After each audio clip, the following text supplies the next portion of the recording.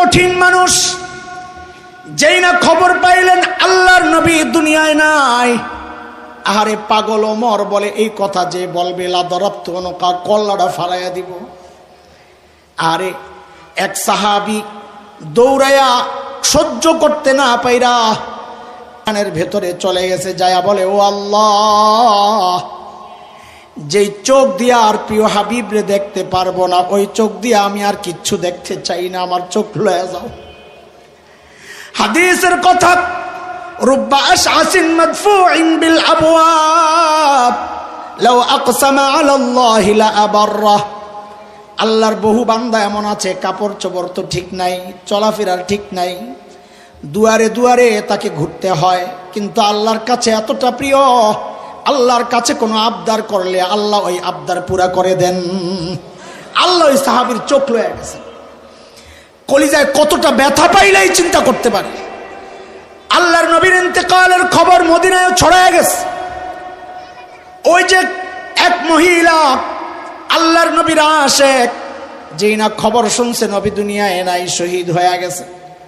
System তো যেখানে শহীদ হয়ে গেছেন ওখানে দাফন হয়ে যাবে। পাগলনি চিন্তা করে, হারে নবী যদি শহীদ হয়ে যান আর তো মদিনায় আসবেন না, নবীকে বুঝি আর দেখতে পারবো না। ছুটছে ওদের দিকে, রাস্তায় ওই যে মদিনার দিকে যেই মানুষগুলো ছিল ওদের সাথে দেখা, ওই যে দুই ভাগ হয়েছে মনে আছে না, মদিনার দিকে যারা ফেরত যাচ্ছেন ওদের সাথে দেখা। বলে আই আমার হাবিবের খবর কি, নবীর খবর কি বলো। সাহাবীরা বলে নবীর খবর তো আমরা জানি না, তোমার বাবা কিন্তু শহীদ হয়ে গেছে। পর্যায়ক্রমে ভাই, স্বামী, সন্তান সব শাহাদাতের খবর শুনেছে, কোনো খবর নাই। দৌড়ায় দৌড়ায় দৌড়ায় মাঠের কাছে যায়, জিজ্ঞেস করে নবীর খবর কি বলো। সাহাবায়ে কেরাম বলেন নবী জীবিত আছেন, নবী ভালো আছেন বিহামদিল্লাহ, যেমন তুমি চাও আল্লাহর প্রশংসা তিনি তেমনটাই আছেন। বলে আমার আগে দেখাও। তো সাহাবায়ে কেরাম ইশারা করে দেখাইছেন, ওই যে দেখা যায়। পাগলনি বলেন কি জানেননি, বলে আমি আমার সব কষ্ট ভুলে গেলাম, এখন আর আমার কোনো কষ্ট নাই। সন্তান নাই, একটু চিন্তা করে একজন নারীর জন্য, মায়ের জন্য সন্তান নাই, এই বিষয়টা এত সোজা না। স্বামী নাই, বিষয়টা এত সোজা না। বাবা নাই, বিষয়টা এত সোজা না। কিন্তু নবীর দেখা সব কষ্ট ভুলে গেছে। আহারে সাহাবী হযরত জাফর রাদিয়াল্লাহু আনহু, আবু তালিবের ছেলে জাফর, যিনি জাফর আত-তাইয়ার নামে পরিচিত, জুল জানাহাইন নামে পরিচিত, দুই ডানাওয়ালা জাফর। কি মানুষ! আবু তালেবের 4 ছেলে 1 মেয়ে ছিল। ওই 4 ছেলে জাফর, তালিব, আলী, আকিল। আবু তালেব ছেলেদেরকে, জাফর বিশেষ করে জাফর আর আলী রাদিয়াল্লাহু আনহুমাকে ঠেলে দিতেন, খালি ভাইয়ার সাথে থাকো, ভাইয়ার সাথে থাকো। কারণ আবু তালেব বুঝতেন আমার ছেলেরা যদি আমার ভাতিজার সাথে থাকে তো পথ হারাবে না, বুঝতেন এটা। ওই জন্যে খালি বলতেন ভাইয়ার কাছে থাকো, যাও ভাইয়ার কাছে থাকো। তো এত করে আলী এবং জাফর রাদিয়াল্লাহু আনহুমার একটা বিশেষ মহাব্বত নবীর সাথে তৈরি হয়েছে। লম্বা সময় ছিলেন, এক হইল রক্ত এক, আবার ছিলেন একসাথে। 3 নাম্বার হচ্ছে নবী, এই মহাব্বত তো সবচেয়ে উঁচা সাহাবীদের জন্য। এই 3 মহাব্বত একসাথে হইয়া জাফরের পুরা কলিজা ভিতরে খালি নবীর মহাব্বত আর ইশক। এই অবস্থায় আল্লাহর নবী হুকুম করলেন জাফর হাবশায় হিজরত করা লাগবে। আগে একটা ঘটনা শোনাইছি আপনাদেরকে। আমাদের মহাব্বত নিয়ে তো সাহাবায়ে কেরাম ছিলেন না। ওই সাহাবী নবীর সঙ্গ ত্যাগ করে, সোহবত ত্যাগ করে চলে যেতে হবে, এটা আমাদের জন্য বলা যত সোজা, শোনা যত সোজা, সাহাবীদের জন্য ব্যাপারটা অত সোজা ছিল না। কিন্তু আল্লাহর নবীর হুকুম, সাহাবায়ে কেরাম আবেগকে নিয়ন্ত্রণ করেছেন নিজের নবীর হুকুমের সামনে। জাফর চলে গেছেন হাবশায় হিজরত করে। বহু বছর পর নবী আলাইহিস সালাম যখন মদিনায় গেলেন, বহু বছর পর, 6-7 বছর পর আল্লাহর নবী জাফরকে হুকুম করলেন, জাফর তুমি মদিনায় চলে আসো। এই লম্বা বিচ্ছেদের পর জাফরের কাছে খবর যখন পৌঁছে, কেমন খুশি লাগে এটা আমরা বুঝাইতেও পারবো না, বুঝবো না, সোজা কথা। হযরত জাফরের হিজরত 2 বার, একবার মক্কা থেকে হাবশা আর একবার হাবশা থেকে মদিনায়। হযরত জাফর ইবনে আবি তালিব মদিনার দিকে রওনা দিয়েছেন। খায়বর দুর্গ যেদিন বিজয় হয়েছে, এটা এক বিশাল আনন্দের ব্যাপার, শক্তিশালী দুর্গ মুসলমানদের হাতে। কিন্তু জাফর যখন মদিনায় ঢুকে, আল্লাহর নবী এতটা খুশি হয়েছেন, এতটা আনন্দিত হয়েছেন যে নবী আনন্দ আর খুশি প্রকাশ করতে যায় বলে ফেলছেন, মা আদ্রি বিআইহিমা আনা আশাদ্দু ফারহা বিকুদুমি জাফর আম বিফতহি খায়বর। আমি জানি না আজকে আমার আনন্দ যে লাগতেছে কোন কারণে বেশি, খায়বর বিজয়ের কারণে না জাফর যে মদিনায় আসছে এই কারণে। চিন্তা করা যায় কতটা খুশি হয়েছেন নবী। তো নবী যদি এত খুশি হন, জাফরের কি অবস্থা? এটা উপলব্ধির বিষয়, একটু চিন্তা করেন, সময় দিলাম বুঝতে থাকে। নবীর যদি এই অবস্থা হয় যে খায়বরের মতো কেল্লা বিজয় একদিকে, জাফর ওই দিনই মদিনায় ঢুকছেন, নবী বলেন আমি বুঝতে পারছি না কোন কারণে আমার আজকে বেশি আনন্দ, খায়বর বিজয়ের কারণে না জাফর মদিনায় ঢুকার কারণে। আল্লাহু আকবার। খুশি আর খুশি, হযরত জাফরের আনন্দ। এত লম্বা বিচ্ছেদের পর এখন নবীর সান্নিধ্যে চলে আসছেন। আয়াত নাজিল হইছে, ইয়া আইয়ুহাল্লাযীনা আমানু কাতিলুল্লাযীনা ইয়ালুনাকুম মিনাল কুফফার। ও ঈমানদারেরা, নিকটের কাফেরদের সাথে লড়াই করো। কোন জায়গার কাফের? আরো জোরে কর না, আর একটু জোরে। এটা মাথায় রাখেন, আগে লাগতে হবে কার সাথে? নিকটের কাফেরের সাথে। আরে বলেন না জোরে, আগে লাগতে হবে কার সাথে? এ হুকুম কার? আমরা বলি এগুলো, আমাদের সাথে চেতে যাইও না, হুকুমটা কার?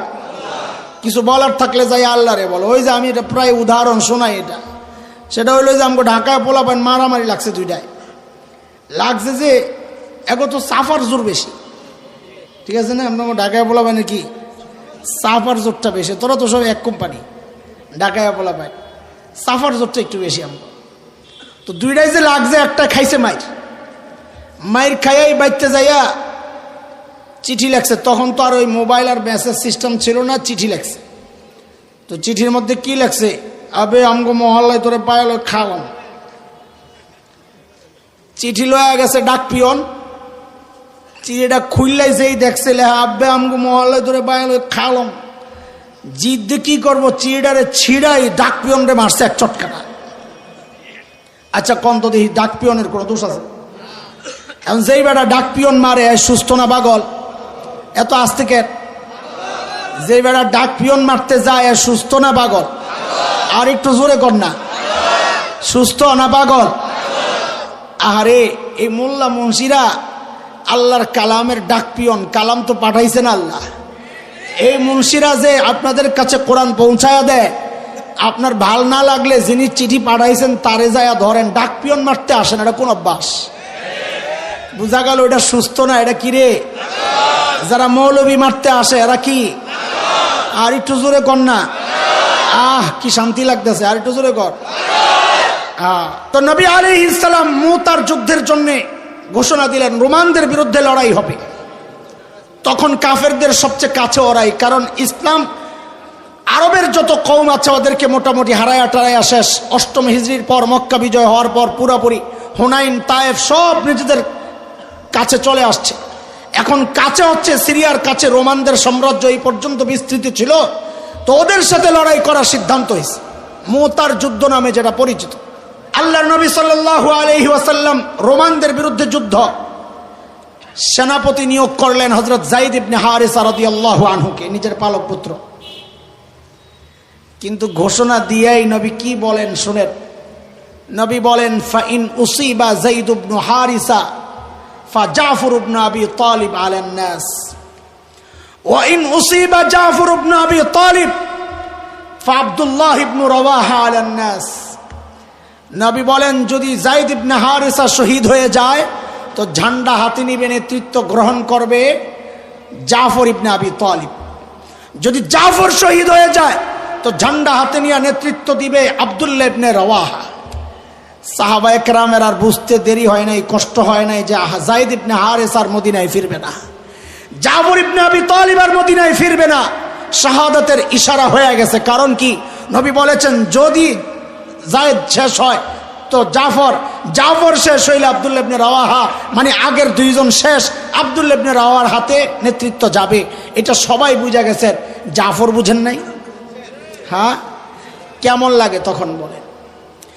এই লম্বা সময়ে এত পরীক্ষা দিয়া, এত কষ্টের পর একটু সুখের জীবন ভোগ করা শুরু করছে মাত্র। কোন সুখ? টাকা পয়সার সুখ না, প্রিয় হাবিবরে দেখে এই সুখ। সাহাবায়ে কেরামের জন্য এটা যে কত আনন্দের ছিল। এক সাহাবী মসজিদে নববীর পাশে খালি আয়া বয়া থাকে সকালবেলায়, সবার আগে আগে আয়। তো নবী সবসময় খেয়াল করছেন যে এটা সবার আগে আগে আয়া খালি ঘরের আশেপাশে ঘুরে। ও কিরে, তুমি তো কিছু জিজ্ঞেস করো না? তো কি বলে, ইয়া রাসূলুল্লাহ, আমি তো কিছু জিজ্ঞেস করতে আসি না। বলে, কি জন্য আসো? আমি শুধু আসি আপনার চেহারা একটু দেখার জন্য। ওই সাহাবী এখন নবীকে ছাইরা চলে যেতে হবে জাফরের। আবার কার? জাফর। কোন জাফর? এত লম্বা টাইম যিনি নবী থেকে বিচ্ছেদ, হ্যাঁ, এত কষ্টের পর এখন এক সুখের জীবন। জাফর মেনে নিয়েছেন, কারণ কি? তিনি সাহাবী। কি তিনি? আমাদের পক্ষে এটা মুশকিল ছিল। আমি নিজের কথাই বলি, আপনাকে হালত আমার জানা নাই, আমারটা তো আমি জানি। বলি যে পরীক্ষায় ফেল করতাম, নিশ্চিত পরীক্ষায় ফেল করতাম। হযরত জাফর ঘরে চলে গেলেন বিদায় নেওয়ার জন্য। বিবি এত কষ্টের সঙ্গী, 4 সন্তান, আওন, আব্দুল্লাহ, মোহাম্মদ, নোমা, ছোট্ট ছোট সব। বিয়ে তো করছেন, বেশি দিন হয় নাই। জাফর তো যুবক। আচ্ছা, ওই ছোট্ট ছোট্ট বাচ্চাদের দিকে তাকাইলে তখন কেমন লাগে? এক হজের সফরে যাই, আমার নিজের কথা শোনাই, বিদায়ের সময় আমি বাচ্চাদের চেহারার দিকে তাকাই না। কেন? কারণ আমি জানি ওদের চোখে পানি। ওই পানি দেখলে আমি নিজেকে সামলাইতে পারব না, আর আমার চোখে পানি দেখলে ওরা সব গড়াগড়ি করে চিৎকার করে। এই জন্য বাচ্চাদের মুখের দিকে তাকাই না। 1 মাস 40 দিনের সফরের হালত হচ্ছে এটা। চিরদিনের জন্য স্ত্রী আর সন্তানদেরকে ছেড়ে চলে যাচ্ছে জাফর। তার দিলের হালত কি? হ্যাঁ, দিলের হালত যাই হোক, তিনি তো জাফর আত-তাইয়ার সাহাবী। আল্লাহ বিদায় নিয়ে যখন ঘর থেকে বের হচ্ছে, রিওয়ায়েতে আসছে আব্দুল্লাহ ছোট দৌড়ে যায়, জড়ে ধরছেন, আব্বু কই যাও? মোহাম্মদ যায় কাপড়টাই না ধরছে, বাবা কই যাও? রিওয়ায়েতে আসছে হযরত জাফর বাচ্চাদের চেহারার দিকে তাকায় না। তাকাইলে যদি মায়া লেগে যায়, কারণ সামনে নবীর হুকুম, ওইটা মানতে হবে। তুচ্ছ বাচ্চা, একে বলে সন্তানের চেয়ে নবীকে মহব্বত করা। বুঝো, হিসাব মিলান তো, হিসাব মিলান, পারবেন কিনা হিসাব মিলান। যে একদিকে সন্তান, একদিকে জিহাদের ডাক আসছে, সাহাবীদের জিন্দেগি হচ্ছে তুচ্ছ আমার সন্তান, তুচ্ছ আমার পরিবার, তুচ্ছ আমার নবীর বিচ্ছেদ, সব বাদ। নবী হুকুম করেছেন, যা করেছেন তাই করতে হবে। এর নাম হচ্ছে হুব্বে রাসূল, এর নাম হচ্ছে নবীর মহব্বতের নমুনা। হযরত জাফর চলে গেছেন। মহব্বতের দাবি তো করি, জিজ্ঞেস করলে জীবন দেওয়ার জন্য সব লাফাইয়া উঠবে। এখন যদি বলি নবীর ইজ্জত রক্ষায় জীবন কে দিবি, সব লাফাইয়া উঠবে। জীবনটা দেওয়ার জন্য তো কল্লাটা কাটতে হবে নাকি? হ্যাঁ, কিন্তু কল্লা না কাইটা শরীরের 4-5 ইঞ্চি জায়গা যদি চাই, কল্লা কাটা লাগবে না। নবীর মহব্বতে শরীরের 5-7 ইঞ্চি জায়গা চাই, কল্লা লাগবে না। কল্লা তোর জায়গা থাক, 5-6 ইঞ্চি জায়গা চাই।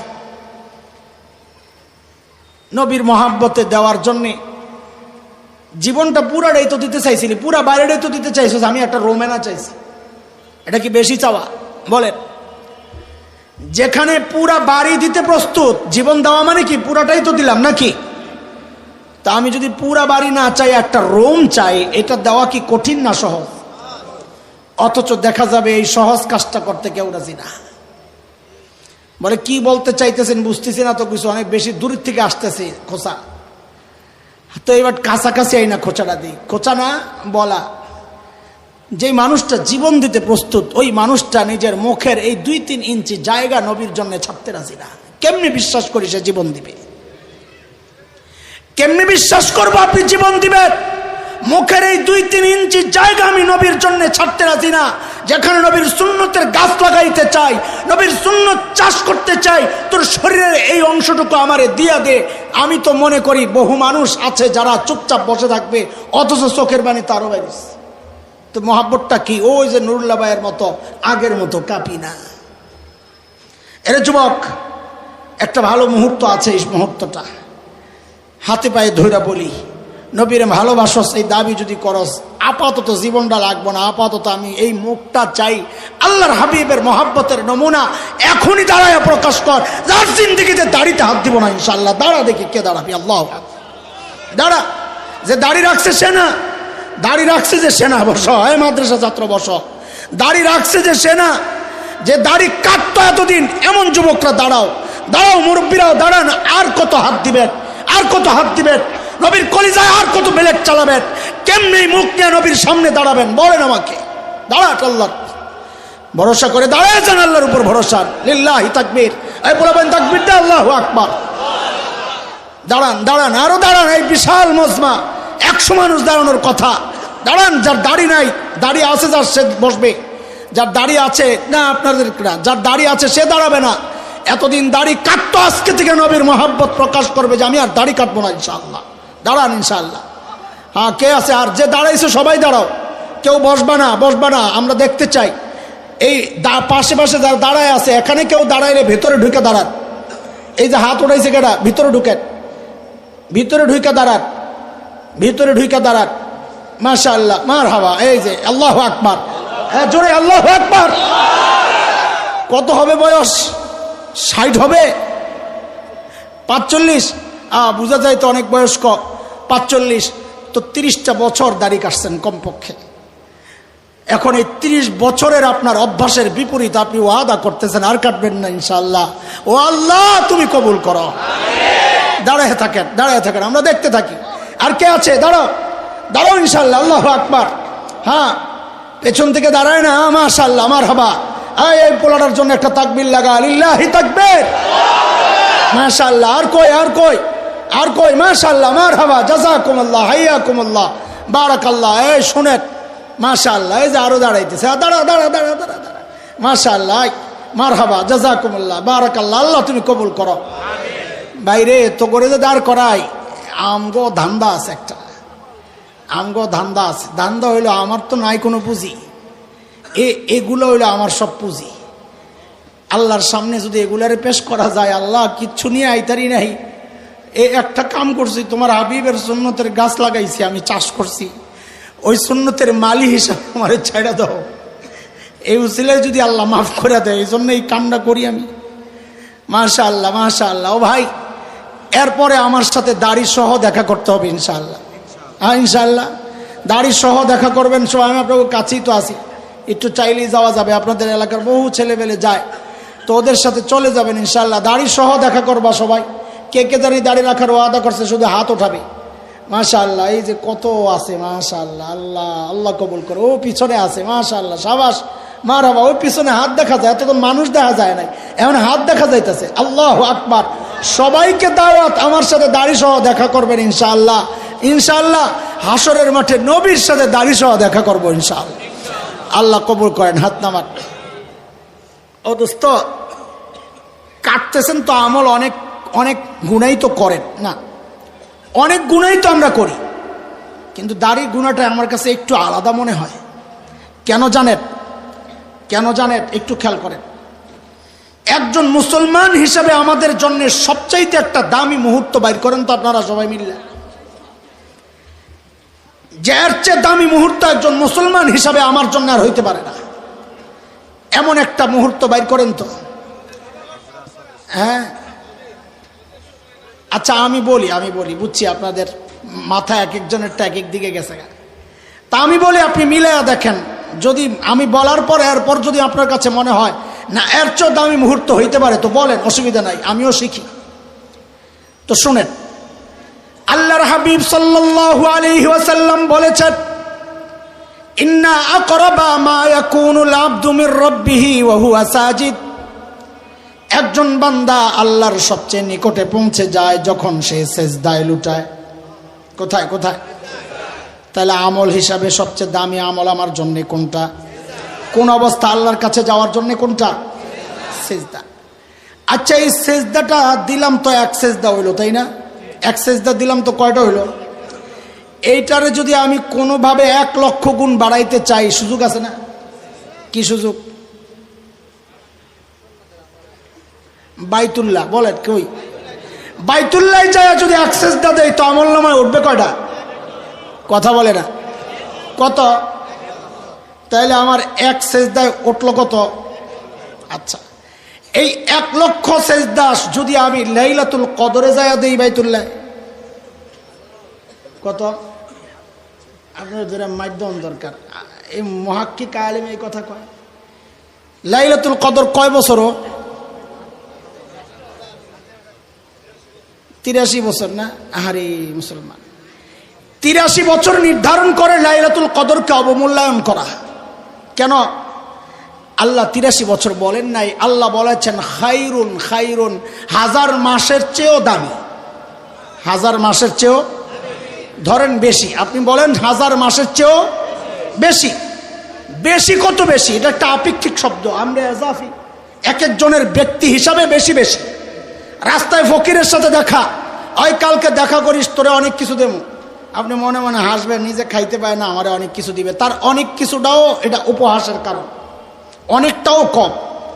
কিন্তু যদি এলাকার কমিশনার আপনাকে বলেন কালকে তুমি দেখা করো, তোমারে অনেক কিছু দেবো, তোকে হাসবেন না, একটু আশাবাদী হবেন, কারণ ওই ফকিরের চেয়ে তার অনেকটা একটু বেশি, তাই না?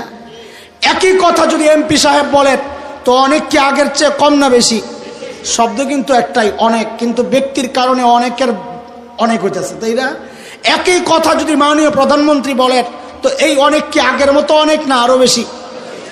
একই কথা যদি বিল গেটস কয়, যার পয়সার অভাব নাই, ওই অনেক কি আগের মতো অনেক না আরো অনেক? তো আল্লাহ বলতেছেন খায়রুম মিন আলফি শাহর, 1000 মাসের চেয়ে বেশি। কোটা কত বেশি? আল্লাহ যত বড় তার বেশিও তত বেশি। 83 বছর নির্ধারণ করে, আপনি আমি কেন ঠকতেছি খামাখা? এটা ঠকার বুদ্ধি, এই নির্দিষ্ট করা এটা ঠকার বুদ্ধি। আল্লাহ বলেছেন আনা বিজন্নি আব্দি বি, আমার সম্পর্কে আমার বান্দা যা মনে করে আমি তাই। তো আমি 83 বছর মনে করলে আল্লাহকে বলল তুই যা পাইয়া খুশি দ, তুই বাংতি করি না, যদি খুশি তাও খুশি থাক। কেউ রিয়াল নিয়ে খুশি থাকলে খুশি, কেউ ডলার নিয়ে খুশি থাকলে খুশি, কেউ কেউ টাকা পয়সা চাই না, আমার একটা হীরা দিয়ে দাও, তো হীরা নিয়ে খুশি। আল্লাহকে আমার কাছে সবই আছে, যেটা চাবি এটাই। আল্লাহু আকবার। আচ্ছা বলেন, এই যে একটা অবস্থা, লাইলাতুল কদরে কাবা বাইতুল্লাহর সামনে সিজদায় পড়ে আছে, আমার দৃষ্টিতে একজন ইমানদারের জন্য এর চেয়ে দামি মুহূর্ত আর হইতে পারে না। আপনারা বাইর করেন দেখেন, আমি জানি না, আমি খুঁজছিও না, কিন্তু আমার হিসাব মিলে না। এটাই আমার কাছে হিসাব মিলে যে সবচেয়ে দামি মুহূর্ত হচ্ছে লাইলাতুল কদরে, লাইলাতুল কদরে কাবার সামনে সিজদা অবস্থা। বুঝছেন কথা? আপনি যদি দাড়ি কাটেন দোস্ত, এই দামি মুহূর্তেও আপনি গুনাহ করতেছেন, গুনাহ বন্ধ নাই। এইবার হিসাব মিলা। বিষয়টা আপনাদের কাছে কত সহজ, আমাদের কাছে অত সহজ না। এমন আরেকটা গুনাহ দেখান যে আপনার মৃত্যুর সময় দুনিয়াবাসী সাক্ষী এই মানুষটাই গুনাহ করে, দেখান আরেকটা গুনাহ। আমার কাছে তো লাগে একমাত্র গুনাহ যে মৃত্যুর সময় দুনিয়ার মানুষ সাক্ষী যে এই গুনাহটা সে করতো, দাড়ি কাটতো। আরেকটা গুনাহ দেখা। বিষয়টা যত সহজ মনে করেন অত না। এই জন্য দোস্ত, প্রিয় হাবিব আমার, ও বন্ধুরা, বাবারা, সন্তানেরা, কলিজার টুকরা ভাইয়েরা, নবীকে মহাব্বত করি, এই দাবি যদি করি তো মডেল বানাইতে হবে কাদেরকে বলেন তো একটু চিল্লায়া? আরো জোরে মডেল কারা, নমুনা কারা? সাহাবায়ে কেরাম নবীকে মহাব্বতের সাথে সাথে 2 নম্বর হক আদায় করেছেন যেভাবে, আমাদেরকেও ওইভাবেই হক আদায় করা লাগবে। নবীকে নিজেকে সাজাইছেন নবীর সুরত দিয়া। একটা দুইটা ঘটনা আপনাদেরকে শুধু শোনায়া একটা নমুনা দেখাইতেছি, নমুনা।